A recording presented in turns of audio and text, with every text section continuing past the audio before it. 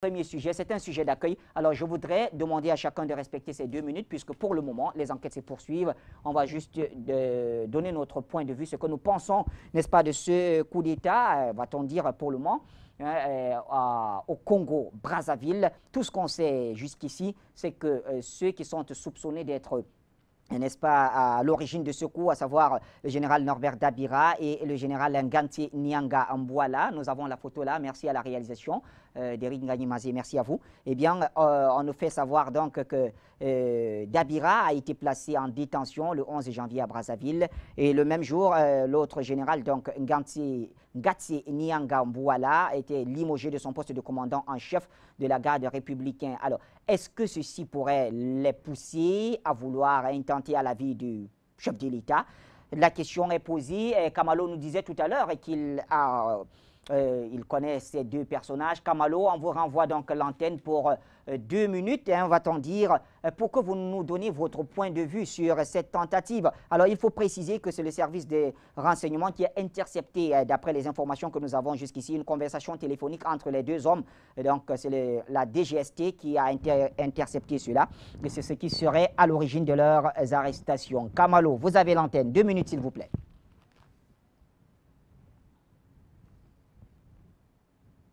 Deux minutes, Monsieur Bachir, les deux hauts officiers de l'armée du Congo, tels que Norbert Dabira et Ngati Nyangambola, sont des officiers de haut rang.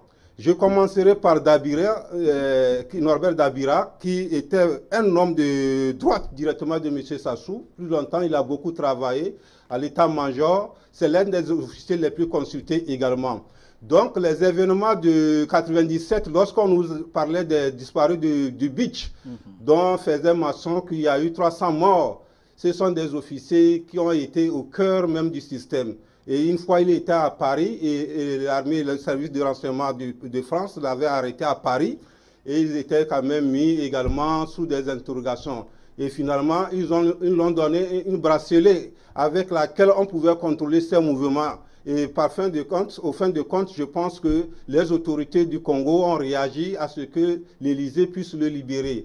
Il s'est libéré, il a eu la libération, il s'est retrouvé au Congo-Brazzaville et je pense que dans cette dimension, il est rentré dans les bonnes normes et dans les fonctions avec le président Sassou Nguesso. Je pense que c'est un officier d'une grande architecture de l'armée du Congo. Maintenant, comme on n'a pas assez de temps, je vais vous parler brièvement du général Ngati Nyangambola que j'ai côtoyé, j'ai beaucoup travaillé avec lui. Il était le commandant de la zone de Gambouma. Il a fait 15 ans là-bas en tant que chef de commandement de ces unités. Et la guerre de 1990-97, c'est cet officier qui a diligenté tout le commandement jusqu'à arriver à Brazzaville. Donc on l'appelle le lion au Congo-Brazzaville. C'est un monsieur qui travaille. C'est en 2013 que Sassou l'a donné le général de brigade et là il est allé prendre la charge des institutions de la République. Il est le commandant de la maison des combattants et en même temps à la garde de la République,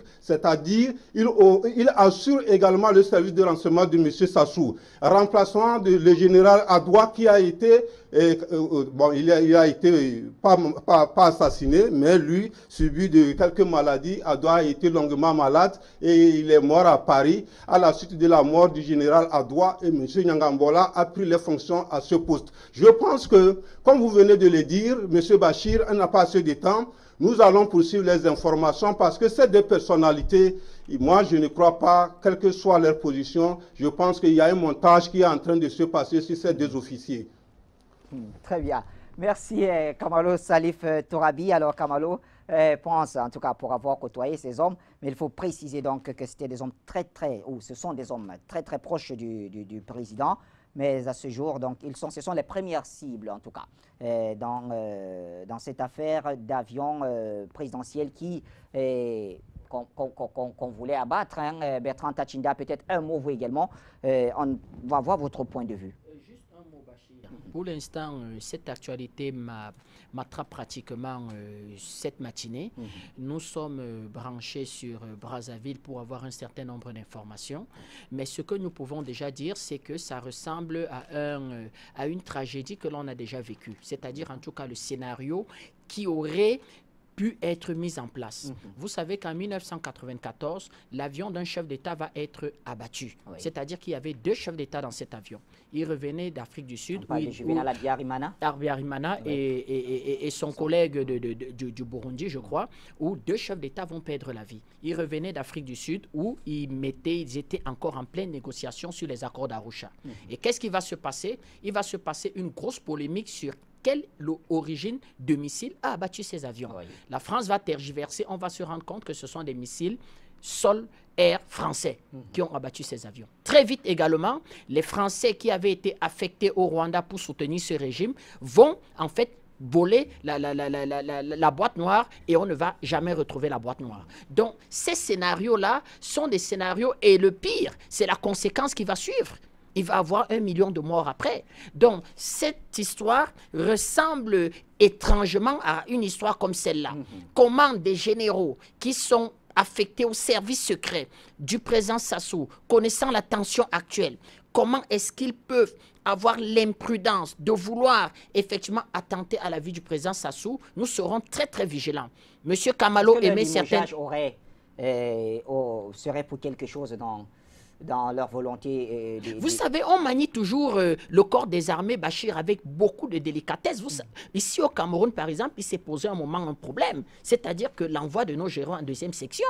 Et même encore, ça se discute. J'ai eu aussi le privilège de rencontrer certains colonels de notre armée qui ont été admis à faire valoir le droit à la retraite. Ils y partent à 55 ans. À 55 ans, ils sont encore vigoureux, ils sont encore forts. Vous avez notre fonction publique comment je vais dire, une organisation assez compliquée. Vous avez des gens qui vont à 60, d'autres qui vont à 65, eux ils vont à 55. Ils estiment qu'ils peuvent encore valablement servir. Et même quand on les envoie en retraite, il y a une façon en fait de les envoyer encore. C'est un corps particulier. Donc moi je crois toujours que même dans des pays qui sont dits relativement assez développés, l'armée c'est un corps particulier. Donc est-ce que aussi à l'intérieur du camp Sassou, il n'y a pas un certain type de bataille qui font porter le chapeau sur des personnes innocentes? Ça arrive souvent. Donc, il faut, nous comptons sur le président Sassou, qui est un fin politicien, qui est même, je peux dire, que le père de cette armée moderne, parce qu'il va bâtir cette armée avec celui qui avait été assassiné, M. Marian Gouabi. Le président Sassou était déjà chef de l'armée et ministre de la Défense. Donc, il connaît cette armée, il connaît ses officiers, il connaît ses généraux, il connaît aussi un peu le paysage politique du Congo. Donc, il faut essayer de voir si les uns... Mais nous, c'est pas une bonne nouvelle. C'est pas une bonne nouvelle pour la CEMAC. Ça nous déçoit, ça nous désole. C'est le genre de nouvelles dont on se serait vraiment passé. Nous ne sommes pas contents de cette actualité-là. Nous allons véritablement... Mais est-ce que c'est une coïncidence que cela arrive au moment où on essaie à peine de savoir ce qui s'est passé en Guinée équatoriale? Ce n'est pas une coïncidence. C'est-à-dire que ça montre résolument qu'il y a des mains noires, qu'il y a des grandes manœuvres, qu'il y a de gros financements, qu'il y a un mercenariat criminel véritablement, qu'il y a des coups d'État en préparation avant que les donneurs de leçons nous rentrent dans une forme de sémantique entre coups de force et établissement d'alternance. Donc, ça montre que véritablement, la CEMAC est entre de grosses convoitises. Et nous profitons pour lancer un appel à nos services de sécurité, à nos services secrets, d'être sur les dents. Vous savez, j'avais dit ici qu'il faut que les armées soient en état d'alerte. Les gens ont trouvé que j'avais été assez extrémiste et que je lançais cet appel, c'était un appel très grave, mais il faut que les armées soient en état d'alerte et que les mouvements des informations circulent. Donc, nous croyons effectivement que si ça arrive au Congo, Guinée équatoriale avec la sécession, le Gabon doit être d'une vigilance, c'est-à-dire que nous appelons le président Ali Bongo d'être d'une vigilance sans faille, surtout que lui, il a une base militaire. Donc, souvent, ces histoires-là sont en grande connexion avec des présences d'armées étrangères sur votre territoire. Or, quand ils sont sur votre territoire, ce sont de bouts d'État dans votre territoire. C'est-à-dire que vous ne pouvez pas y aller à l'intérieur d'une base française, vous ne pouvez pas faire de perquisition, vous ne pouvez pas. Et à l'intérieur de ces histoires-là, souvent, une mafia circule, des armes, des connexions bizarres. Je vous donne juste un simple exemple. Quand on fait abattre, quand on abat M. Kabila, Vous savez que le garde-corps va être abattu par M. Kappen, l'aide de corps de M. Kabila. Vous savez qu'on retrouve dans les poches de l'assassin les cartes de visite des diplomates américains. C'est-à-dire que celui qui abat le président Kabila, qui rentre, qui fait signe au président Kabila, le président Kabila lui dit d'avancer. La veille du sommet de l'OUA de Yaoundé, il tire sur le président Kabila. Il va être abattu par l'aide de camp du président Kabila. Sur son corps chaud, on trouve les cartes de visite de diplomates américains. Donc, quand nous parlons ici, les gens nous disent que vous détestez des pays particulièrement. Il n'y a pas de raison pour nous de détester certains pays. Nous essayons tout simplement de soutenir notre sous-région, de soutenir nos chefs d'État. Nous aspirons aussi au bonheur, comme les enfants d'autres régions et d'autres continents. Très bien, merci en tout cas Bertrand Tachinda. On file à Yaoundé, doyen Biloa ici. Vous êtes très souvent proche de ce genre d'informations. Alors, j'ai envie de dire, l'affaire des biens mal acquis ne passe pas au Congo également. Et du coup, on rentre dans les anciennes méthodes.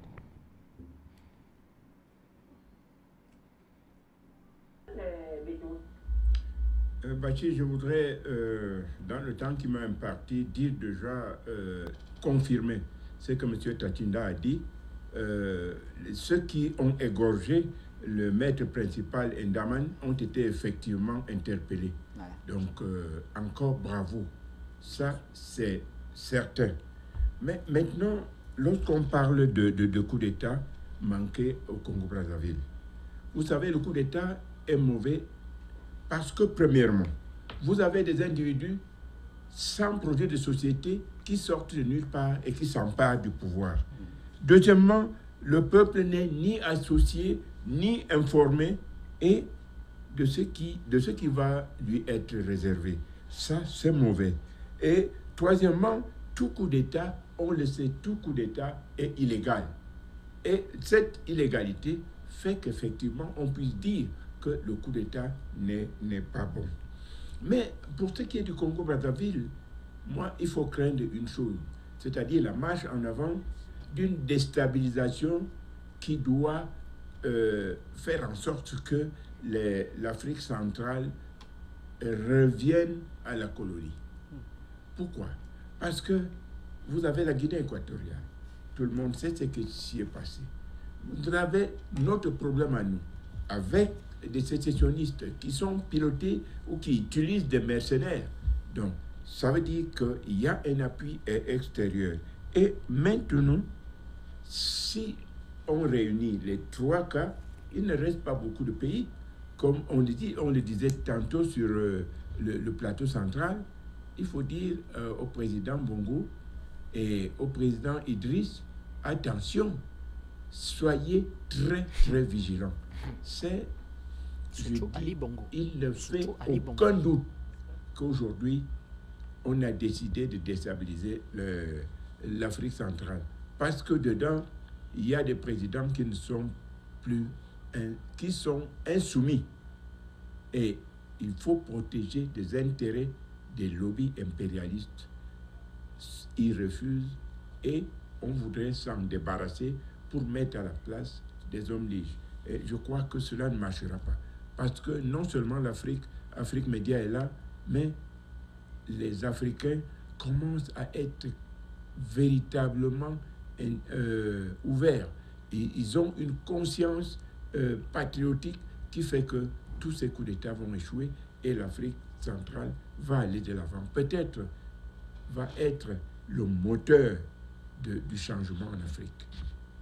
Merci, doyen Biloa. Ici, on retourne au Tchad. Kébir Mohamed, c'est à vous la parole. Comment vous analysez ces événements au Congo-Brazzaville?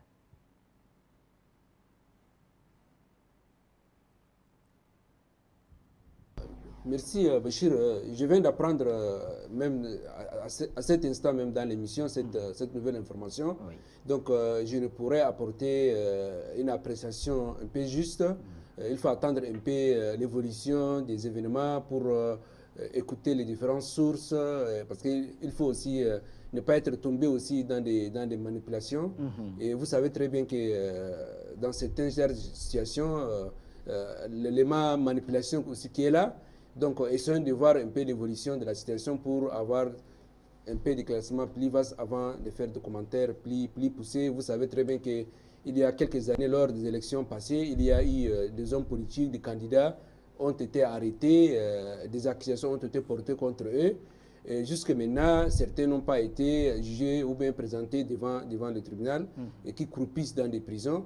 Donc, au-delà de ça, le Congo-Brazzaville est un pays qui a traversé des situations de crise politique et même guerre civile.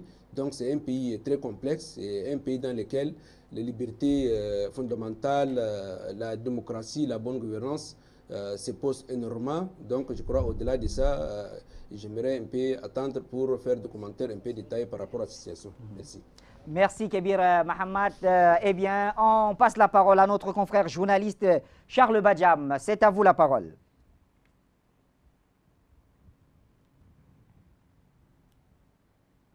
Merci Kébir, merci Bachir. Je voulais, c'est vrai que je viens de, comme mon co-panéliste Kébir, je viens d'apprendre cette information, mais j'émets un peu de doute et de scepticisme. Pourquoi? Parce que je crois que dans le passé, ici au Tchad, on avait vécu ces événements-là. Quelques officiers très bien placés à côté du pouvoir avait créé, bon, je n'accuse pas, mais c'est ce qui a été dit, que quelques officiers très haut placés avaient créé ce qu'on appelle, nous, journalistes à l'époque, j'étais conseiller, correcteur dans un journal, on avait qualifié cela de conspiration. Alors, conspiration, ou bien c'est, comme l'avait dit le professeur de Tatinda, une bataille sémantique, conspiration, coup d'État, on ne sait pas. Ils ont créé une diversion comme ça pour se régler les comptes. Je ne sais pas si c'est le cas aussi au Congo, mais au-delà de ce que je viens de souligner, il y a aussi la mainmise, le coup de pouce de certaines personnes qui ne souhaitent pas avoir la paix ou la stabilité et qui souhaitent dénigrer, sinon salir le pouvoir d'Afrique centrale, parce que vous savez qu'en Afrique centrale, c'est des chefs d'État qui ont assez mis du temps sur leur fauteuil et qui ne sont pas manipulables. Donc déjà, en Guinée, ça a échoué. Au Congo, cela est en train de se passer. Ici au Tchad, on a déjà vécu ça. Donc j'attire aussi mon attention sur le Cameroun, que cela n'arrive pas, je ne le souhaite pas, mais il ne faut pas que mes frères du Cameroun soient vigilants aussi, parce qu'on peut arriver à cela, puisqu'ils ont échoué un peu partout, ça peut arriver. Mais déjà, il faut se dire qu'il faut prendre cette information avec beaucoup de réserve et cherchons à approfondir, comme l'a souligné Bachir Kébir tout de suite, avant de faire des commentaires dessus. Et sur ce, je vous renvoie l'antenne. Merci. Merci Charles Badjam. Alors, Maître Momo, qui peut bien en vouloir à Denis Sassou Nguesso? Nous sommes dans une région où la question que vous posez n'a pas de raison d'être. Et parce que l'Afrique centrale, je le dis très souvent, est un fruit, c'est un arbre fruitier. Et tous les charognards que nous connaissons ont les yeux rivés sur l'Afrique centrale. Donc, lorsque je regarde ce coup de force qui a failli avoir lieu en Guinée, au Congo-Brazzaville, je vois la similitude. Il y a un même mode opérationnel, un modus operandi. Pourquoi? Parce que, premièrement, il y a d'abord l'affaire des biens mal acquis. Vous n'ignorez pas que la famille Sassou, elle aussi, elle est indexée. Et deuxièmement, et c'est le point le plus important, vous constatez que le coup devait avoir lieu hors de la capitale. Oui, à Oyo. Hein? Oui. Exactement ce qui s'est passé en Guinée équatoriale. Alors, qu'est-ce que cela veut dire? Cela veut dire qu'il y a une similitude entre ce qui devait se passer en Guinée équatoriale et ce qui devait également se passer au Congo. Cela nous renvoie, lorsque nous faisons la projection, cela nous renvoie à une main noire, à une terrible main noire, qui est à l'origine de la programmation. Et maintenant, lorsque nous poussons notre pensée, nous constatons que l'affaire des biens mal acquis est gérée dans une métropole qu'on appelle la France, n'est-ce pas? Oui. Et nous sommes les anciennes colonies de la France. Bien, qui peut avoir intérêt à abattre le président Sassou dans un avion? Oui. C'est la grande question. Qui a intérêt dans l'affaire des biens mal acquis? Après la condamnation de Théodorine en Guinée équatoriale, les biens ont été échus à qui? Moi, c'est un jeu que nous sommes en train de réfléchir. Nous sommes en train de poser les bases pour trouver effectivement qui peut avoir intérêt à déstabiliser le Congo-Brazzaville.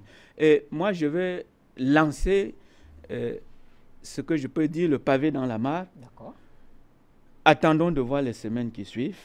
Nous aurons la certitude de ce qui s'est passé, de ce qui a failli avoir lieu au Congo-Brazzaville. Pour le moment, ce sont des pistes qu'il faut épiloguer et avoir la vérité. Très bien. Merci donc Maître Momo. Quelques éléments. Allons voir ce qu'en pense Jean-Arthur Aoumou. Jean-Arthur Aoumou, alors la même question, je vous la pose, hein, peut-être d'une autre manière. À qui aurait profité ce crime?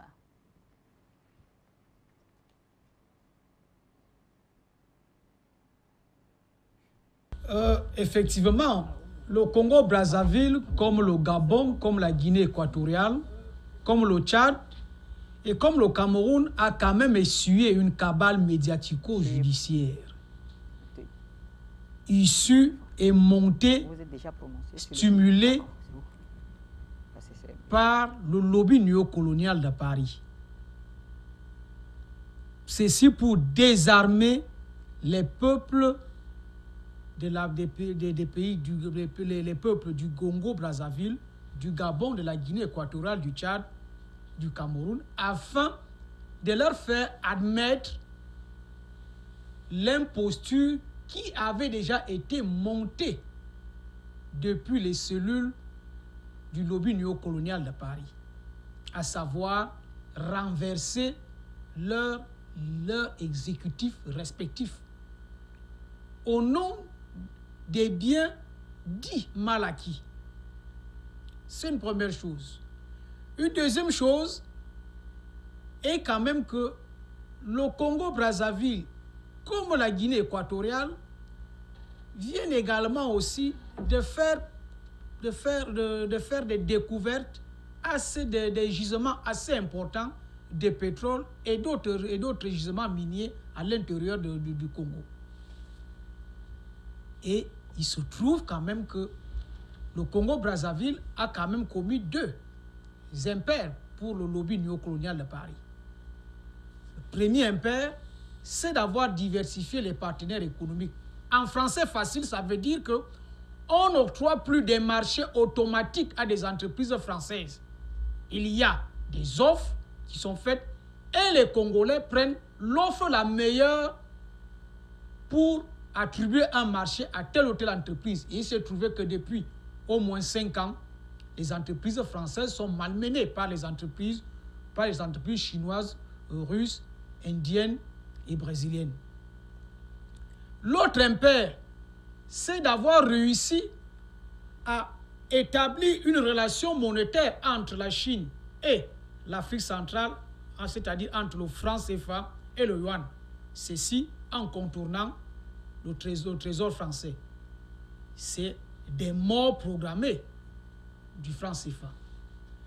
Tous ces éléments mis ensemble, nous serons vraiment très surpris que cette tentative de putsch n'ait rien à voir avec ces éléments fondamentaux. Nous serons très surpris.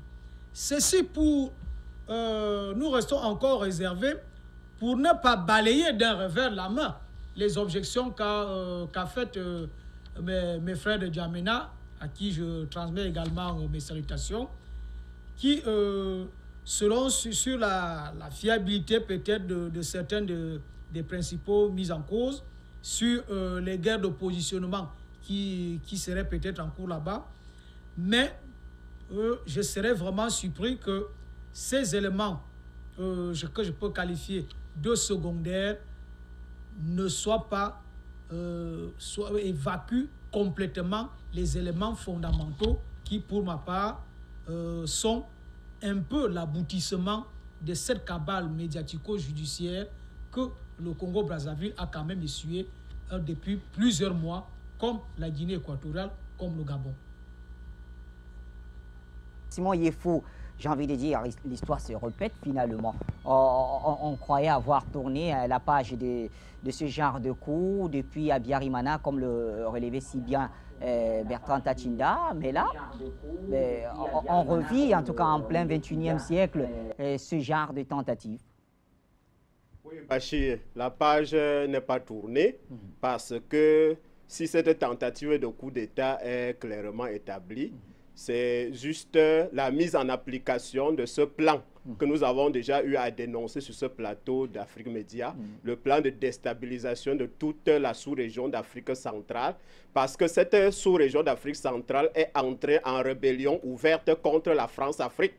Contrairement à l'Afrique occidentale, comme vous le savez, sous la houlette du président Alassane Dramane Ouattara et du président Macky Sall, reste fidèle à la France-Afrique. L'Afrique centrale est entrer en rébellion contre cela. C'est pour cela que tous les régimes en place dans cette sous-région sont désormais à abattre. Et on utilise comme prétexte les biens mal acquis, les violations des droits de l'homme, les fraudes électorales, la longévité au pouvoir. C'est pour cela qu'il y a de cela 2 semaines, c'était le tour de la Guinée équatoriale. Aujourd'hui, c'est le tour du Congo. Et vraiment, je voudrais dire à ces Africains qui se laissent manipuler, parce que hier, c'était les mercenaires blancs qu'on envoyait sur le continent. On se rappelle encore de l'histoire de Bob Denard. Comme c'était trop voyant, on utilisait maintenant les mercenaires noirs. Et donc, il y a ces Africains qui acceptent de jouer ce jeu dangereux des puissances néocolonisatrices. Ce qui n'est pas sérieux parce que, comme j'ai déjà eu à le dire, les Africains doivent prendre conscience que c'est depuis 5 siècles que ce continent est victime de tous les prédateurs de tout acabit qui ont décidé de faire main basse sur les ressources humaines et économiques de ce continent. Il ne faut plus que des Africains se laissent manipuler de cette manière-là parce que tout simplement, il y a des mains noires, comme vient de le dire, tapis dans l'ombre pour profiter de cela, manipuler des gens pour qu'ils déstabilisent leur pays, pour qu'ils les plongent dans la guerre et pour que cela nuise aux populations du pays, Bachir. En tout cas, les enquêtes se poursuivent donc et de plus en plus sur ce plateau. Il y a des petits mots qui sortent, essayant... Président Bandakani, quand même, je voudrais quelque peu insister sur le général Dabira. C'est vrai que on sait qu'il a été aussi mis en examen en France dans cette affaire des disparus du Beach, et il estime n'avoir pas été suffisamment soutenu par sa hiérarchie. Est-ce que cela pourrait le pousser à retourner sa veste si jamais c'est établi? C'est ce qu'on appelle un élément probant. C'est un élément probant parmi d'autres qui peuvent aider à saisir le fil d'Ariane de ces événements malheureux qui auraient pu déboucher sur l'assassinat du président Sassou et la déstabilisation de l'Afrique centrale. C'est un événement très grave. Il faut d'abord rappeler que c'est un événement très grave. Ça parce que ça a raté, que la gravité doit être évacuée. C'est un événement très grave et il est clair, il faut mettre ça en relation avec ce que j'ai longtemps dit ici, ce que nous avons longtemps dit ici, à savoir qu'il y avait une obligation de déstabilisation de l'Afrique centrale. Je répète, une obligation géopolitique de déstabilisation de l'Afrique centrale. Bachir, convoquons des éléments, mettons-les en relation, on va voir à quoi ça va aboutir. D'abord, les deux personnalités militaires qui sont arrêtées ici, ce ne sont pas n'importe qui. Vous avez le général de division Norbert Dabira, que vous venez de citer, qui est un ancien inspecteur général des armées dans ce pays. C'est un proche du président Sassou. Et il est propriétaire d'une télévision. Une chaîne de propriétaire d'une chaîne de télévision. Et il y a longtemps, depuis 2017, il est en disgrâce. L'autre général, le général Gansé Nyangambouala, c'est le commandant en chef, ex-commandant en chef de la garde républicaine. Ce n'est pas n'importe qui. Vous avez affaire à des personnes qui occupent de très hautes fonctions dans la hiérarchie militaire, qui maîtrisent ce qu'on appelle la structure même secrète des armées du Congo, Brazzaville, et qui ont en main un ensemble d'informations hautement stratégiques. En géopolitique, des éléments comme ceci, dites ce que vous voulez, tous les services secrets occidentaux ne lâchent jamais de tels éléments. On vous approche, on vous recrute, on cherche à vous séduire parce que vous avez occupé de hautes fonctions. Ça dit que si quelqu'un ne connaît pas ça, il ne connaît pas les rapports entre les États. Donc voilà des personnalités qui ont occupé de hautes fonctions dans l'armée et qui sont en disgrâce. Alors, prenons des faits. Bachir, les faits, restons sur les faits. Il y a une conversation téléphonique qui a été interceptée entre les deux. Mais il parle à des GST. Ces deux ne nient pas ça. Ils disent que non, ils ne sont pas coupables. Mais en même temps, qu'est-ce qui se passe? Ils se rejettent l'un sur l'autre la responsabilité de ce pourquoi ils sont accusés. Mais dans une enquête, c'est un indicateur fort. C'est un indicateur fort dans une enquête. Il dit que ces deux personnalités militaires ne nient pas, en fait, ce qu'on leur reproche en tant que tel. Mais ils rejettent la responsabilité l'un sur l'autre. C'est l'indicateur clair qui nous montre que, non, contrairement à ce qu'a dit mon brillant ami Kamalo, on n'est pas ici dans les affabulations. Ce ne sont pas des affabulations. Non, il y a une conversation téléphonique et les deux personnalités ne nient pas en fait ce qui se passe. Ils disent non, non, non. L'autre dit que non, c'est toi. L'autre dit que non, c'est toi, c'est pas moi, c'est toi. Donc ça veut dire que, bon, si c'est pas toi, c'est moi, ça veut dire qu'au moins, il y a quelque chose qui s'est passé entre nous deux. Vous comprenez? C'est un indicateur très important. Ça veut dire que ce n'est pas une affabulation. Autre élément, Bachir, il y a la rébellion dans le coin qu'on appelle le pôle, Bachir. Et un des deux, je crois que ça doit être un des deux, ça doit être M. Nyangwabola, a des relations, je crois par personne interposée, avec le pasteur Ntoumi. Oui, monsieur. Oui. Le pasteur Ntoumi, je n'en tire pas toutes les conséquences de façon pressée, mais je dis, cette relation existe. Alors, le pasteur Ntoumi aujourd'hui entretient une rébellion dans le pôle. Et vous savez qu'alors nous parlons, cette rébellion a un armement sophistiqué.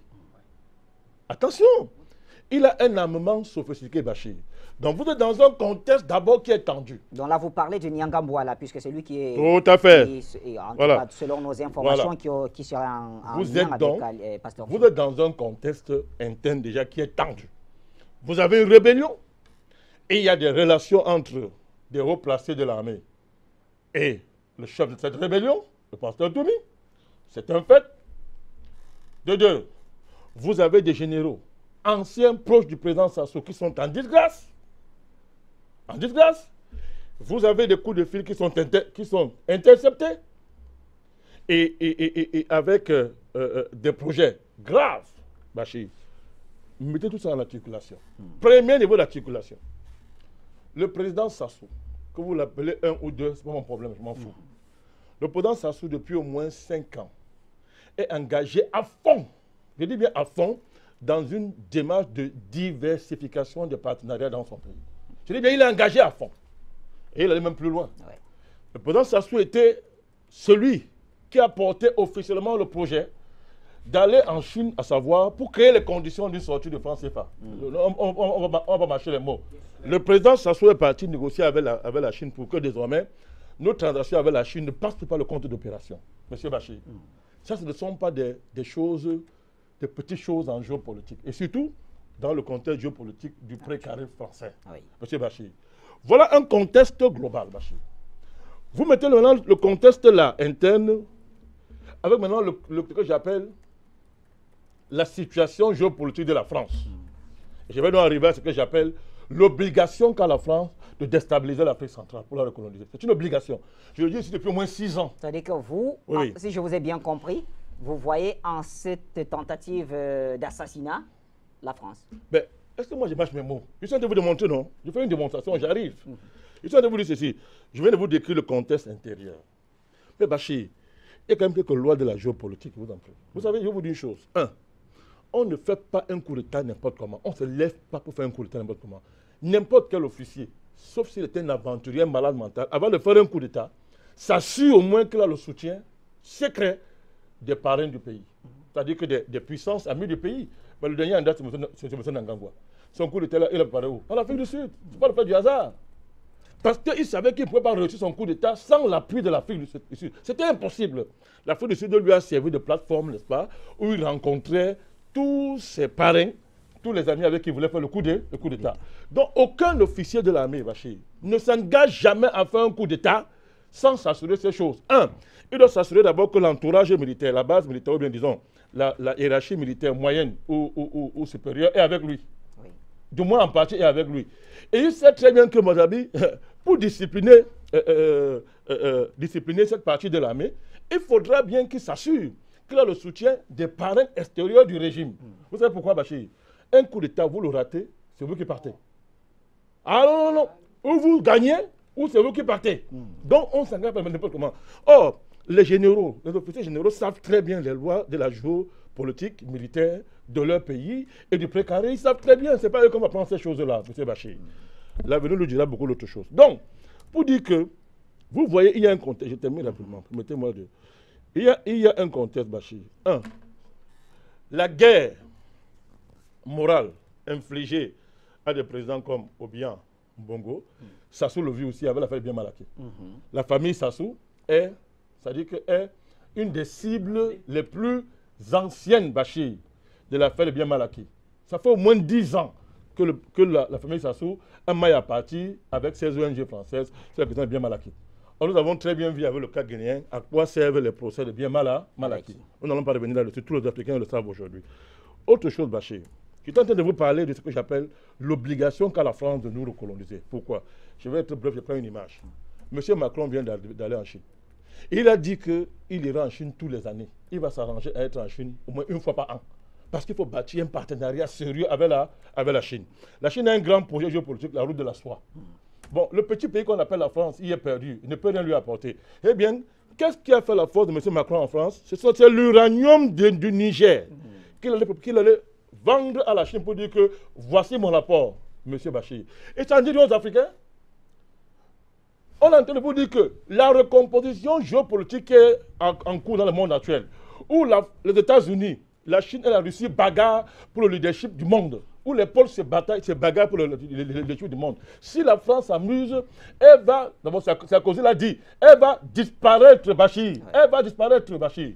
Et la seule façon de contrecarrer ça, c'est de reconquérir l'Afrique, son précaré, pour aller encore s'asseoir à la table des grands comme hier et dire que monsieur, j'ai à dire, j'ai derrière moi l'Afrique.